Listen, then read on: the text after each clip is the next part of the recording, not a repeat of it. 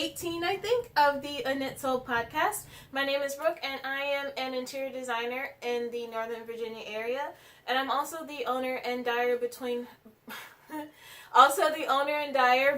Fully Spun, in which I hand dye roving and have it spun at a mill, and that creates a color effect that's very similar to hand spun.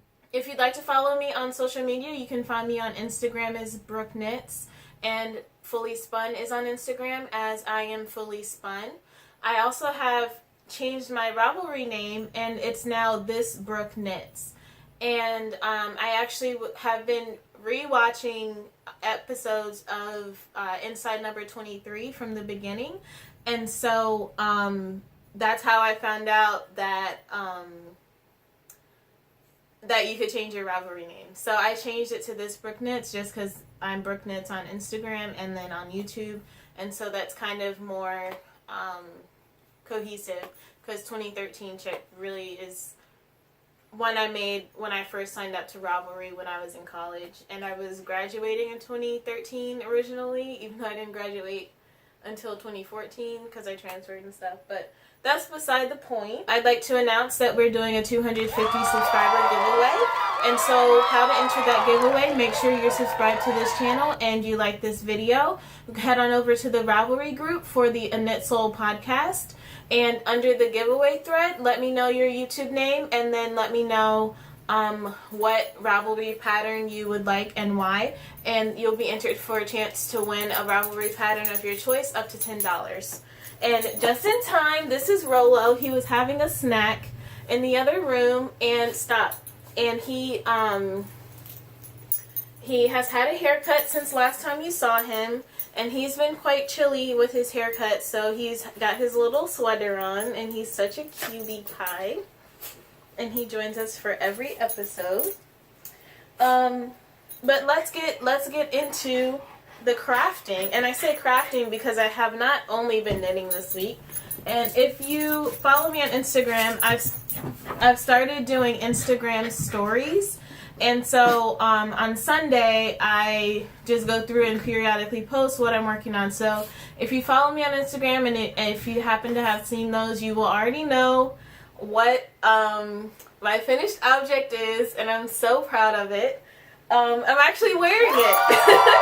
I sewed my first garment, and I'm gonna go, after I film this, I'm gonna go step outside and get a better video and picture of this dress. This is the Turner dress by Cashmerette, and so this is my go in your cage. Now, this is the Turner dress by Cashmerette, and this is my first garment. I knit it out of a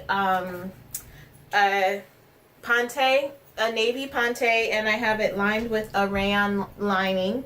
And I purchased all of these items from Stitch Sew Shop in Alexandria, and I actually purchased this on my birthday weekend, just because I had been wanting to knit a garment. I was like, it's my birthday, why not? And 3 months later, here we are, finally with a finished garment, and I cannot rave enough about the experience of working on this and how gratifying it is to make something and then throw it on. And I don't know why it's so different from knitting, maybe just because I kind of take knitting for granted at this point. But yeah, I mean, this is like, it's a simple dress, it's not complicated. The lining was pretty difficult to work with and was kind of obnoxious, but overall it all worked out. But I am also going to film the first video in my FO review series, and I will talk more about my experience knitting damn it, I did the same thing last week or 2 weeks ago when I was crocheting, and I kept saying I knitted. I was watching, when I was watching editing, I was like, oh my god, why do I only knit? I do other things. I have other words. So anyway, I'm going to film a separate video where I go in depth about my experience and my opinion of the pattern and the fabric and all of that. And so if you'd like to see that, definitely stay tuned. That will be up on Friday. Alright, on the works in progress, I have been crafting a lot out of nowhere. I have I went from being busy and traveling throughout the summer on weekends to having weekends to myself, and literally all day, on both days, all I do is craft. And I actually didn't even dye this weekend. I'm dyeing in evenings during this week because I just wanted to take a break from work because work has been so stressful. So up first is the Lemongrass sweater by Locatelli. And you guys did not see this last week because I did not touch it. Okay, so this is the sweater that I attempted to knit in 24 hours during, sorry, I'm just trying to make sure I didn't lose my needle. Okay, this is the sweater that I attempted to knit in 24 hours during the 24-hour live stream, and during which we raised over $1,000 to go to victims of Hurricane Irma. This is the Lemongrass cardigan by Locatelli, and I'm knitting this with Cascade Ecological Wool. And so after the live stream, I only had a few more rows left to finish out the stockinette portion of the back, and so now I have picked up the ribbing around the edge, and I am halfway through that. I have 5 more rows and that'll be done, and then I can go back and finish the front and then do the sleeves. Of course, you guys know I always prefer to do sleeves as soon as possible, but unfortunately, part of the stitches that you pick up for the sleeves are from the ribbing, so you have to do the pieces in order. I'm enjoying the pattern. It's pretty simple once you get through the yoke, and the cable pattern is really simple. I will say that the wool makes the cables pop, but knitting with this wool is not fun, especially when most of everything else I'm working on is so soft. Like, this wool is pretty, like, rough. It's like, feels like fire between my fingers when I'm knitting with it, which I didn't really remember that experience from the live stream, but I don't know if I would knit with this wool again. I will be knitting another one of these sweaters. One of my coworkers really wanted this sweater, and so I told her for Christmas, instead of what I was going to knit for you, which was a hat, if you buy the yarn for it, then I'll knit you one. So she's gonna buy the yarn. Get down. Get down, Rolla. Down. She's gonna buy the yarn, and so I'll be knitting another one of these before Christmas, hopefully. And like I said, there's nothing wrong with it. I know I did mention that with the cable increases, the yarn is not stretchy at all, so that made them really hard to finagle. But I got through that, and hopefully I will get some more work done on this. I really want to have it done before the end of the month. I've got a lot that I want done before the end of the month, even though that's only in a few days. So we'll see. The Granito, by another pattern written by Locatelli. And I'm knitting this with my yarn in the Hint of Mint colorway, which I'm dyeing this week, and I will be dyeing some more of Hint of Mint. Sweater is knit with the BFL base, but I'll be dyeing the Hint of Mint on the superwash merino nylon base. And so last time I was working on this sleeve, and so I finished this sleeve, and I have started the other. Knitting with these 9-inch circulars. I'm not sure how I feel about it yet, but I'm still going to continue working through with it. I'm not sure if it's really faster. It is, I do use the end of the needle to sort of leverage, so it's like a whole hand movement instead of just fingers, and so my hands do get a little bit worn out when I'm working with this little tiny needle because there's nothing to leverage. It's just fingers, and that's not how I normally knit. So I haven't come to a verdict yet about how I feel about these, and of course it would be different if you were knitting a sock or a sleeve, which was independent of another body. So we'll see. I will continue working through this sleeve with it, and once it's all done, I'll let you guys know what I think. Okay, up next, I have been I've been trying to get back to brioche. Unfortunately, I ran out of brioche to do on this shawl. This is the Love You Baby by Susanne Sommers. Oh, let me not pull out my stitches. And I am on the seed stitch portion, which is sorry, I'm just trying to figure out how to show it best. I'm on the seed stitch portion, which is the third part of the shawl. So last time you saw it, I had this much brioche left to go, so I finished that. I did the striped portion, and then now I'm working on the seed stitch portion, which is also short rows and is why I'm in the middle of a row. And so also with the seed stitch, I was on YouTube the other day, and Kristen of Vine had done a small video about Norwegian purling, and I had heard, I think the Naughty Knitwits mention it too, and so I was like, oh, let me watch this video, and it seemed like an interesting technique. And so with this one, since my gauge didn't matter like it would on the lemongrass sweater and on the other sweater I'm working on, I decided to try it out, and it's okay. When I purl, I'm not, you're supposed to be able to have the tension low enough that you just rotate and that wraps the thread around the needle when you purl normally.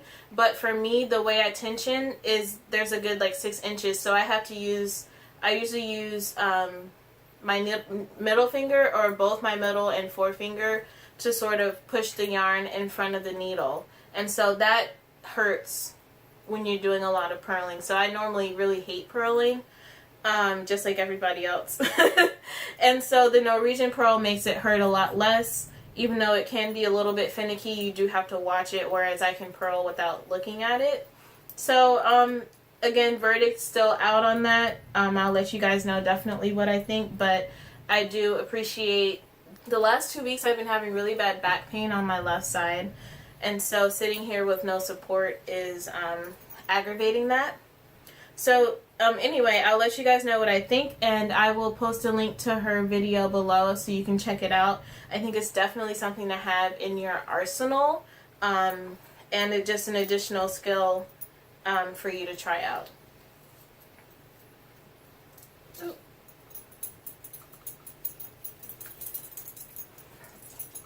Okay, up next, this is the first time you're actually seeing this as a thing instead of just me talking about it.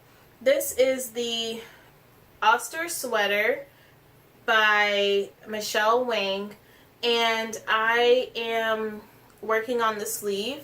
I will be knitting this with my sister. She'll be knitting the other sleeve and the back, and I'll be doing this sleeve in the front.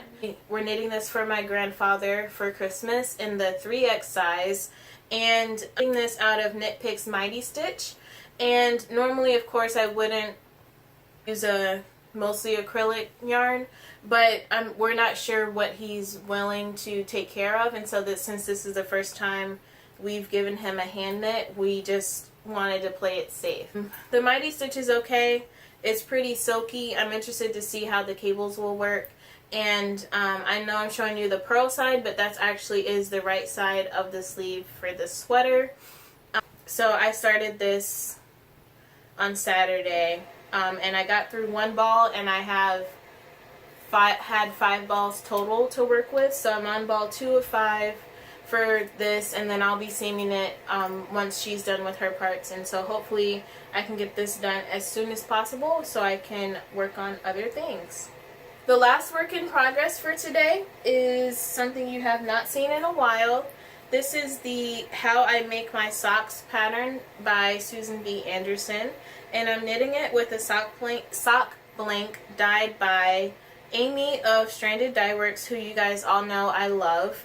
And so this was sock 1, which I finished a while ago, and this is sock 2, which has been languishing because I had to pick up the stitches from the heel to continue down, and so I pretty much knit that whole foot portion between yesterday and today. I was at the doctor earlier and I had to wait for almost an hour, and so I got quite a bit done on it.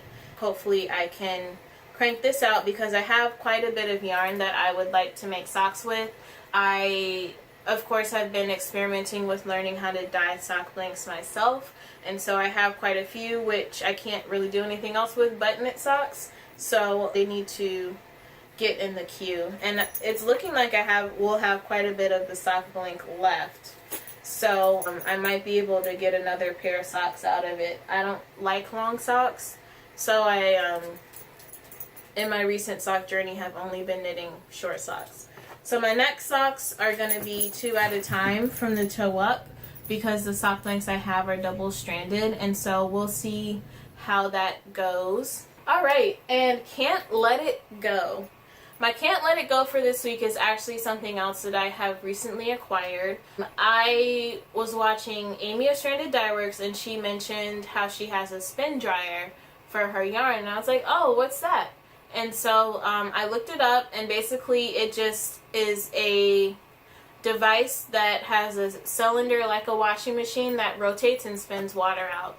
I finally got one because I have some things that I'm expecting where I will need to dye a lot quickly, and so normally it takes quite a while for all the roving to dry in my apartment, and so I thought it would be a good business purchase, and so I bought it and I used it, and it's amazing. Like, literally, if you're a dyer and you don't have one, you need one. And I've only ever seen Amy mention it. I didn't even know it existed, but it's life-changing. I dyed some roving last night. I put it in the spin dryer, and it was dry this morning. That's unheard of. And so, yeah, so that is definitely huge. And is pretty cool. It's a new discovery for me, and if y'all are like, bro, that's old news, look, like I said, I hadn't heard about it or read about it in any advice threads or anything. Definitely recommend it if you are a hand dyer, and not even just for volume purposes, but for being able to get the water out of wool quickly is important, because there's always a risk of mold or mildew if you have a lot of moisture going on. So definitely recommend you get one of those because it is awesome. And so that's my can't let it go. I was literally astounded at how much water came out. It's literally like 20 seconds, all the water's out, and then it's pretty much close to dry, which is really cool.